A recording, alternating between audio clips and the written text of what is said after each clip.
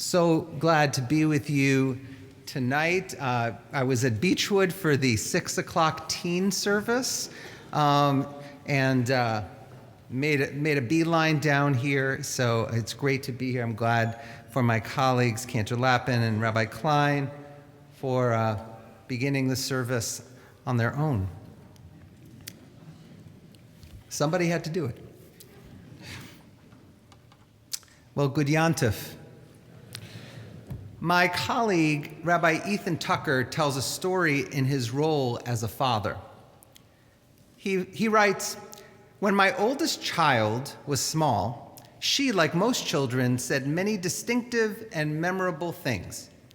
Often when she got upset and we would try to calm her down or correct her perspective, she would simply reply, 'You can't feel me.'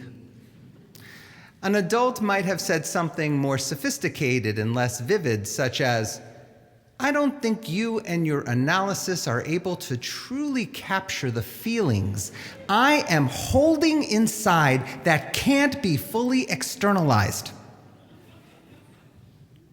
But 'you can't feel me' says it much better and simpler. Tucker writes, 'There is something about me that you don't get when you say you can't feel me. You just can't see all of me. You can't feel the entirety of what it is to be me.'" Rabbi Tucker's words might resonate for some of you. No one can fully be known. People are complex.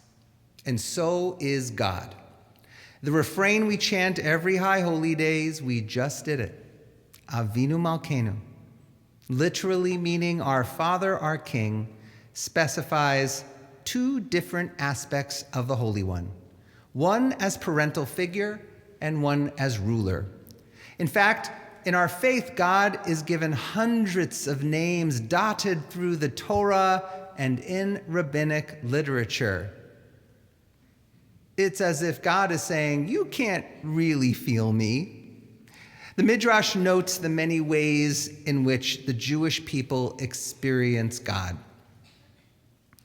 Midrash says, "God was revealed at the sea as a warrior hero, as it is said, 'God is a warrior.' And then it says, 'God was revealed at Sinai like an elder, full of mercy.' And then the Holy One chimes in, 'I am in Egypt. I am at the sea. I am at Sinai. I was in the past. I will be in the future. I am in this world. I am in the next world.' And we, made in the image of God, are complex creatures perceived and known in many ways. While I was still at Hebrew Union College, the Reformed Jewish Seminary, when I was in New York City, I served as a chaplain intern one summer at New York Cornell Hospital. I was tasked with walking into every hospital room on a particular floor and to work some form of pastoral magic with Jew and non-Jew alike. Equipped with supervision and guidance from a seasoned supervisor, I was humbly beginning to feel comfortable in my role as a soon-to-be rabbi, what we like to call in the trade an Erev rabbi, an Erev Rab. Even in this limited role, I felt called as a pastor to do the good work, to be of service to the weak, the bedridden, the lonely. With kippah on my head, the first week of work found me walking into a room of a man in his 70s whom I assumed to be Orthodox given the kippah on his head. At first, I was heartened when the man waved me in with his arms to the room, and he asked me to take a seat and proceeded in conversation. He was so animated. He said, "No? Are you a YU grad?" Yeshiva University, YU, is a modern Orthodox rabbinical school. Are you still in seminary?" I tried to skirt the question. I was afraid to disappoint him. Nevertheless, I told him that I attended the Reform Seminary. The visit didn't last much longer than that. The man politely shooed me away, and I dutifully departed.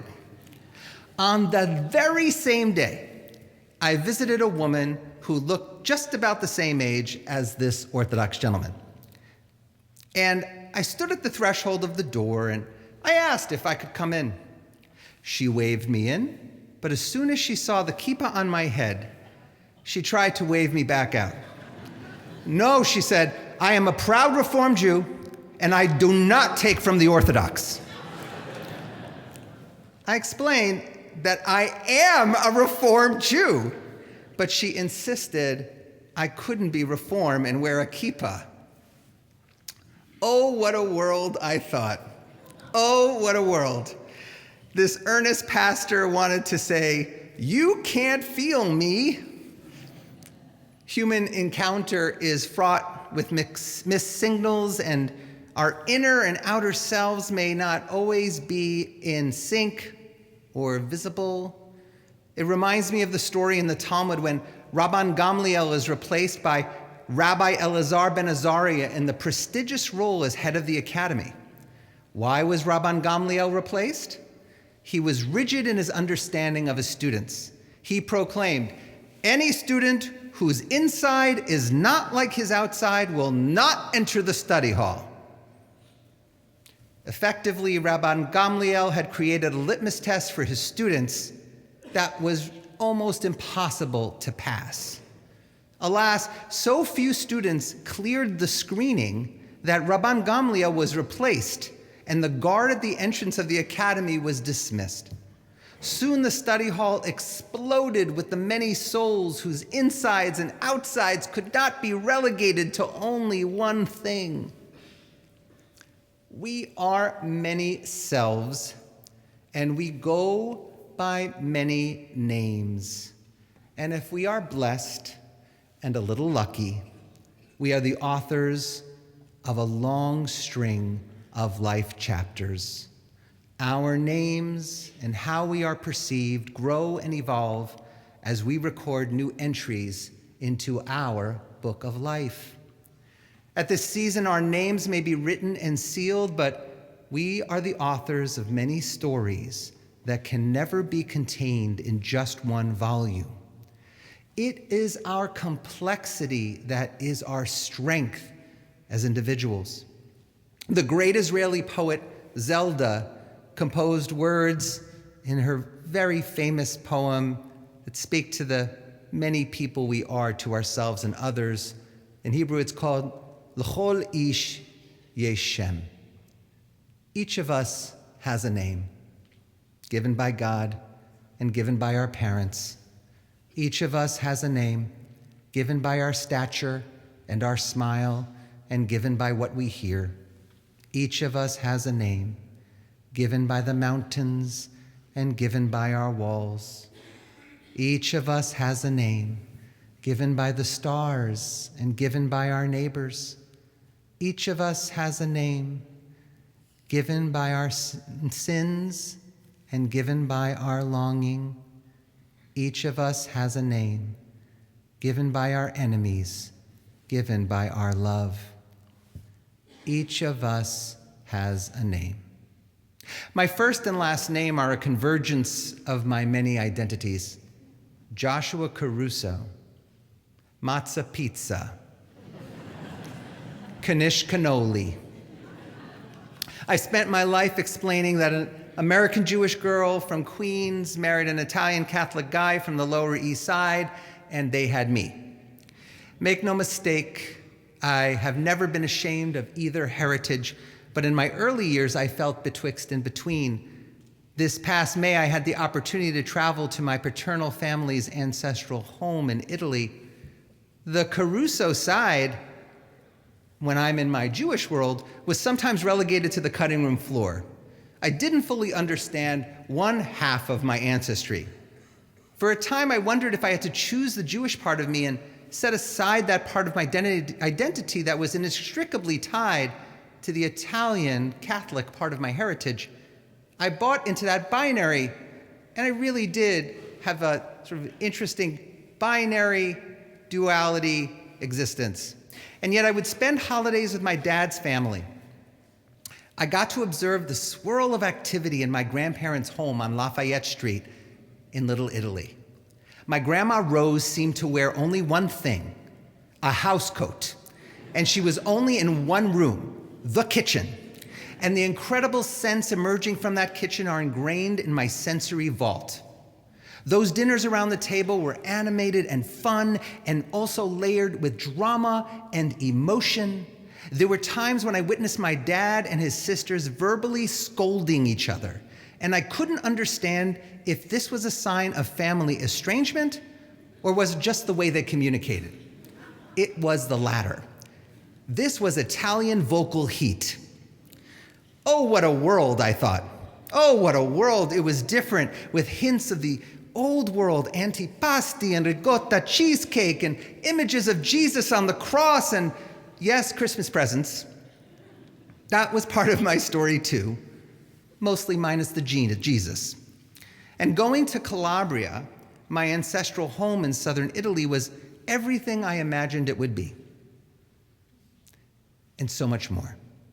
Southern Italy is nothing like the cosmopolitan north, nor is it like the central region of Rome with its combination of ancient and modern. Rick Steves, the travel writer, calls southern Italy rough and tumble. If you've ever been to Naples, you know what I mean. Even so, when I was in Rome, I asked a taxi driver what the South was like. He said, "People from the South have the biggest hearts." And walking the streets of Amantea, the town where my grandfather Luigi was born, was exhilarating. I wondered if Luigi walked along the same cobblestone streets I traversed. Meeting my second cousin and her family made me feel connected to a time and a place that seemed otherworldly, some kind of magic. And my understanding of my family and my name expanded. Caruso, sitting at the dining room table of my cousin Raffaella, who I had never met in my life, we acted out this beautiful dance, me trying to understand her Italian, she struggling with my English, moving together, turning towards one another in some version of a Jewish tarantella. We pushed and we pulled the limits of language, but it was a divine struggle, replete with a blessing of gifts that our families exchanged, one to the other. Ask Leah and the kids, and they will tell you that the experience of sitting at the dining room table with family rooted for hundreds of years in the very same town was transcendent. To me, it was more than just a family reunion, but a symbolic letter from the ancient past of what identity means and how it can be expressed. It felt like we took a jet plane across more than just miles. It was across our lives. Oh, what a world. Oh, what a world, I thought. An expansive world, crossing boundaries of self-knowledge and identity, so distanced from my life as a rabbi in a region where pork was prevalent and Jews weren't. The name Caruso meant so much more than what I ever thought it could be. Each of us has a name. Today, being known as a Jew or a Zionist or an American come with differing connotations than they had at other moments in time.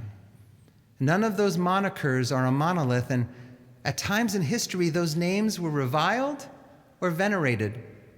For all of us here tonight, our own personal understandings of Jewish American identity, diaspora Zionists, may have even shifted throughout our lifetimes. In this very moment, we are ever evolving, our identities sometimes firm and sometimes fragile. And of course, we at Mishkan Or just adopted a new name for ourselves, but our respective communities were historically known by other names. Euclid Avenue Temple, Huron Street Synagogue, Anshe Chesed, The Temple, Fairmount Temple, Tifereth Israel, Eagle Street Temple, Silvers, Brickners. For some of you, I bet just by hearing those names, feeling those names, stirs something within. You might identify a memory or a moment from that sacred home that is part of your own story. Each of us has a name.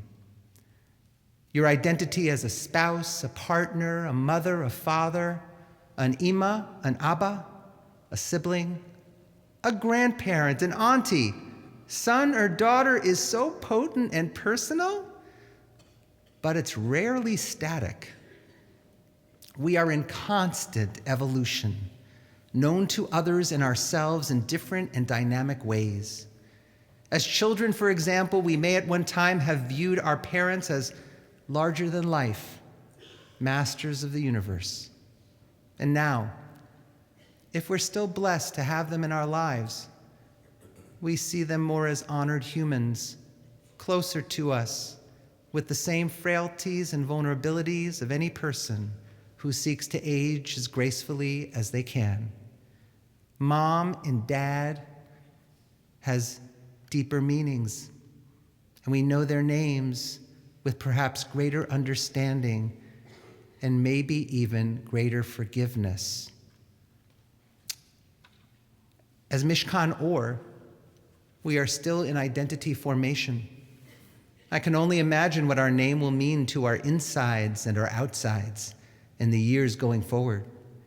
I do hope and pray that we will shake the onerous tagline of Congregation Mishkan Or, a merger of Anshe Chesed Fairmount Temple and the Temple Tifereth Israel. For our new hopeful message is where Jewish life shines bright. I remember sharing an informal moment with our dear Rabbi Klein, and I referred to this person as a legacy Fairmount person, and that person as a legacy Tifereth person, and Roger, if you've ever seen his endearingly perturbed face, he said, "Let me ask you a question." How Socratic of you. When are we going to just refer to our community as Mishkan Or? And he was right. We all have a part in breathing life and meaning into that name, Mishkan Or. If we do it right, our temple will be known by that one name, but it will reflect the many identities that make us proud to be part of its community. If we do it right, we will find ourselves and we will find our people, joining in a daring project to build something beautiful. And if we do it right, we will be acknowledged and respected for the many names we are known by. Zelda's poem in its entirety, each of us has a name, given by God and given by our parents. Each of us has a name, given by our stature and our smile and given by what we wear. Each of us has a name, given by the mountains, given by our walls. Each of us has a name given by the stars and given by our neighbors. And each of us has a name given by our sins and given by our longing. Each of us has a name given by our enemies and given by our love. Each of us has a name given by our celebrations and given by our work. Each of us has a name given by the seasons and given by our blindness. And each of us has a name given by the sea and given by our death.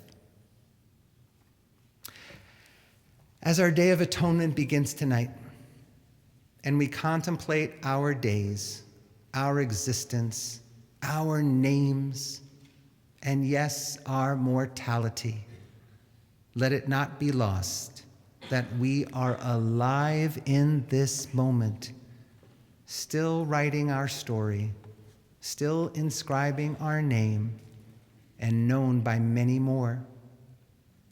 This life humbles us, and yet there is a guiding force shepherding us along this wonderful and troubled earth of ours.